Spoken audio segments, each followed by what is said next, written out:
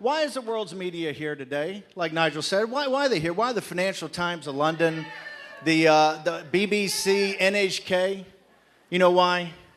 Because tomorrow is going to decide who has sovereignty in the United States of America. Is it the elites in Washington, D.C. with their money, or is it the people at Alabama with their muscle? Mitch McConnell and this permanent political class is the most corrupt and incompetent group of individuals in this country.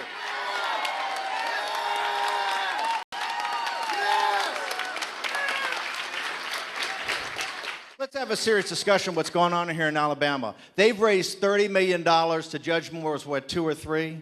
And they've spent $30 million.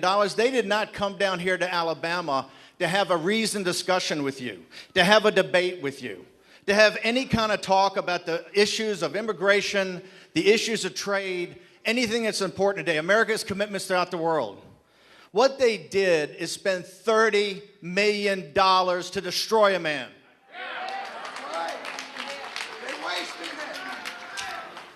Now, is that money going to work? They didn't have enough smarts to do it in a sophisticated manner. They took out 30-second TV spots. You know why? Because they think you're a pack of morons. They think you're nothing but rubes. They have no interest at all in what you have to say, what you have to think, or what you want to do. And tomorrow, you're going to get an opportunity to tell them what you think of the elites that run this country.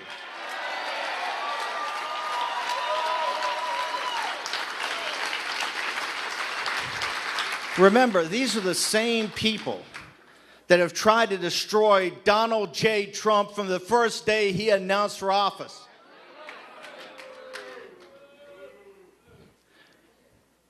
At $30 million versus 3, it's a spending of 10 to 1. And by the way, for Mitch McConnell and Ward Baker and Karl Rove and Stephen Law, all the instruments to try to destroy Judge Moore and his family, your day of reckoning is coming.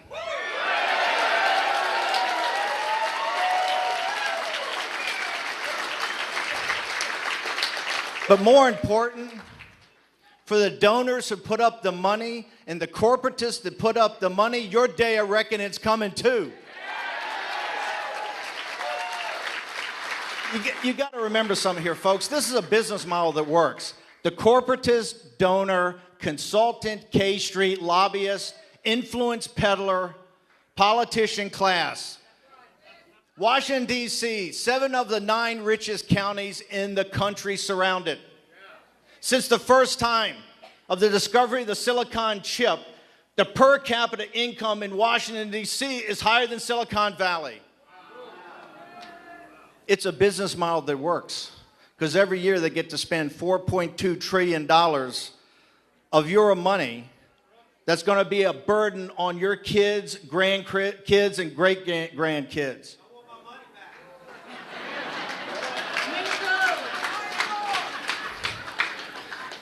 These folks are very good. They do one thing right. They know the price of everything, but the value of nothing.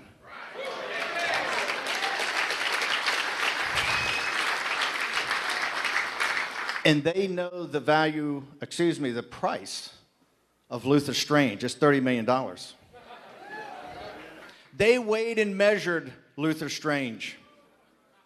And at the end of the day, it was $30 million that bought him. He sits there and treats you like a bunch of fools. He says, I'm going to Washington, D.C. to stand up to Mitch McConnell. Mitch McConnell owns him lock, stock, and barrel.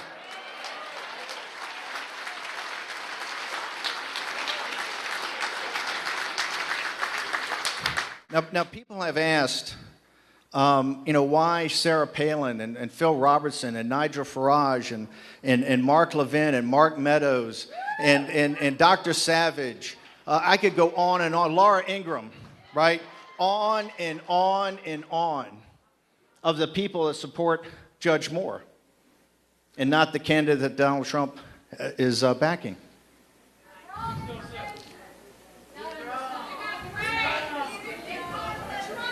Well, that takes a moment of reflection. Remember, all the people I named are not sunshine patriots. They've been with Donald Trump from the beginning. These are the hardest core backers of Donald Trump with no give up. I'm here as a private citizen today, not as the CEO of the campaign. I haven't worn this jacket since we were on the campaign. I came to you unshaven, unkempt, in this old bomber jacket, exactly like I was on the campaign. All of the folks I talked about are the hardest core supporters of Donald Trump, and I apologize to Plutarch and to Shakespeare as I do a riff on them, but we did not come here to defy Donald Trump. We came here to praise and honor him.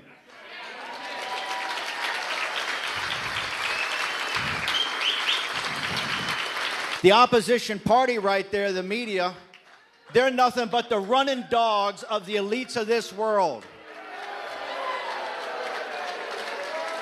Just like Judge Roy Moore, they didn't come for Donald Trump to have a discussion about immigration. They didn't come and have a discussion about trade. They didn't have a discussion about America's place in the world. No, they were out to destroy Donald Trump personally. Donald Trump has billions of dollars. He was almost 70 years old. He has a lovely wife, terrific kids, friends that you just can't imagine the friends this guy has. He had the perfect life. And why did Donald Trump, at almost the age of 70, run for president of the United States? I saw him up close. It was not for any glory. It was not for any kind of adulation. Donald Trump ran for president of the United States because of his duty to this country.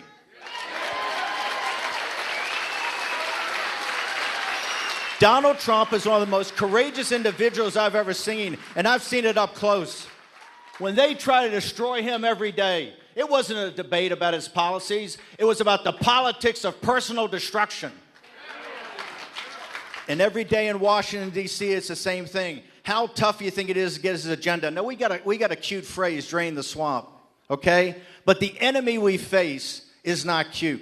And we're not going to do it with slogans. We're just not going to do it because we wish it away. You're going to have to fight every day to take Washington back, and by taking Washington back, take the control of your own lives back.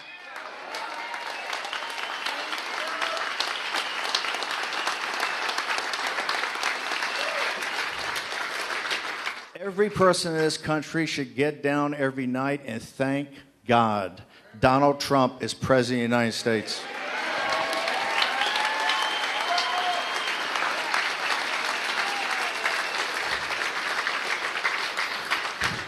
You know, I was CEO of the campaign. I came into 88 days to go. We were down 16 points. We were losing in every battleground state, and we won. And you know why?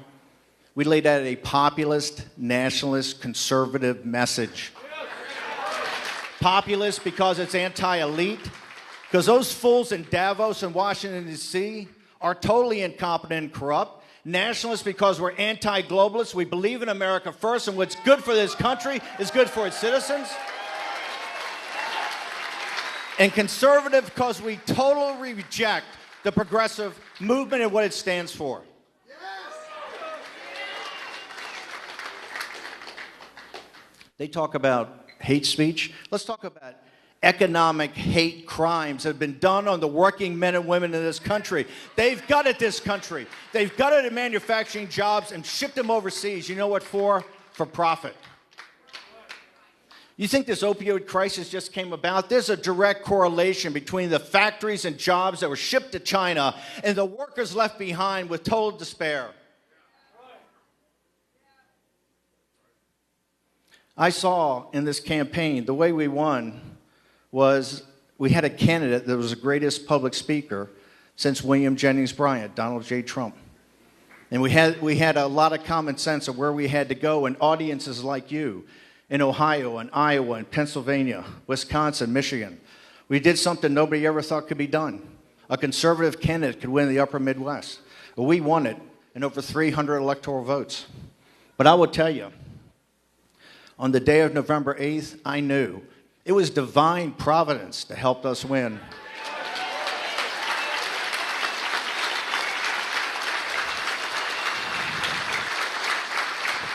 And if you think of something else that's providential, think about tomorrow.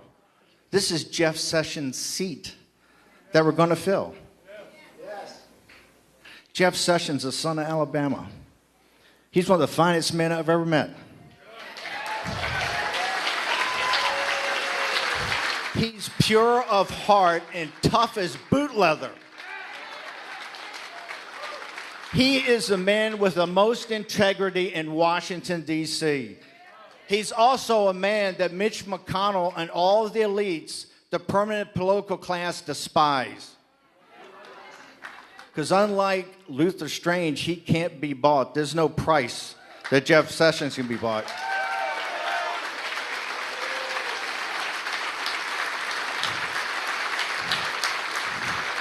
I'm proud to call him my mentor. I'm proud to call him my brother. We have worked on this project for many, many years.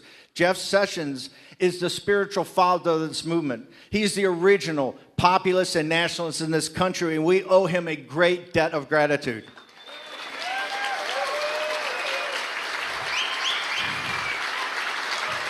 The people in Alabama, I ask you tomorrow to keep that in mind when you walk into the voting booth.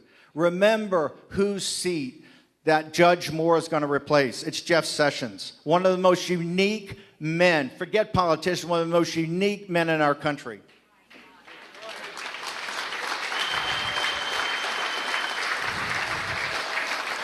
Another unique man is Judge Roy Moore. Now, Judge Moore is not perfect, okay? Judge Moore does not claim to be perfect. Judge Moore rose to national prominence because he put the Ten Commandments for all to see. And according to these folks, according to the mainstream media, according to the global elites, that's virtually a capital crime. Now, Judge Moore knows that the Ten Commandments is the basis of the Judeo-Christian West. And Judge Moore understands and knows that according to the Judeo-Christian West, man is imperfect. Judge Moore has never claimed anything else. And by the way, we're not always going to agree on every topic and every subject. Laura Ingraham, Mark Levin, Sean Hannity, Rush Limbaugh, Dr. Savage, Mark Meadows, Jim Jordan, Steve Bannon. We don't all agree on everything, but we agree on the basics.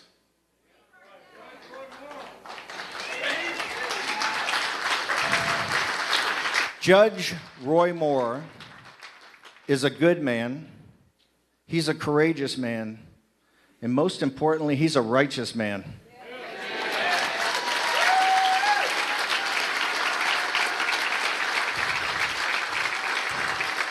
Now, Phil Robertson is going to be up here in a second. He's someone that knows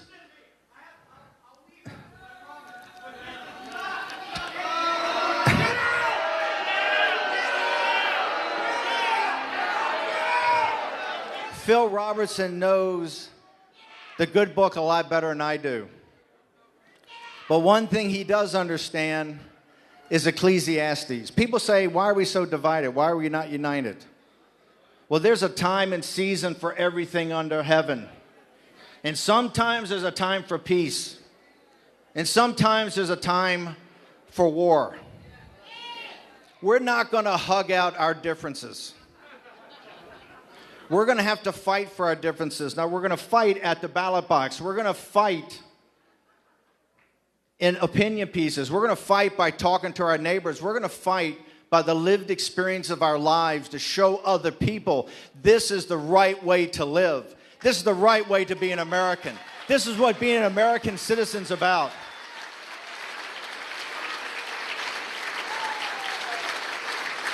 They talk about divisives, and being a nationalist is divisive. Economic nationalism is what's going to pull us together. It does not matter your race, your color, your ethnicity, your gender, your religion. your sexual preference. It matters that you're a citizen of the greatest republic in the history of mankind. The elites are not going to have an option anymore of economic hate crimes against the people of this country. Those jobs are your jobs. There's a time for everything, and there's a time to fight. And tomorrow, there's a time to decide. Alabama, tomorrow, gets to show the entire world, not just the nation.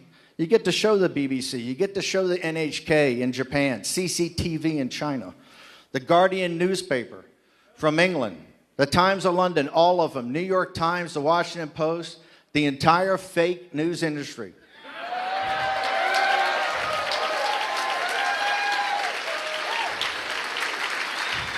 You get to show them that this populist, nationalist, conservative movement is on the rise. And Judge Roy Moore represents your values. He represents the state of Alabama's values.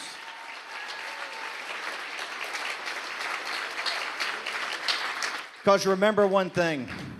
When you walk in that voting booth tomorrow, a vote for Judge Roy Moore is a vote for Donald J. Trump.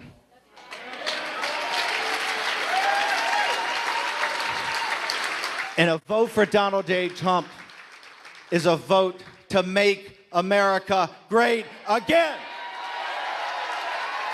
God bless you, Alabama. God bless Judge Moore. God bless Donald Trump and his family. God bless the United States of America. I'm honored now to bring up one of the great men of our country.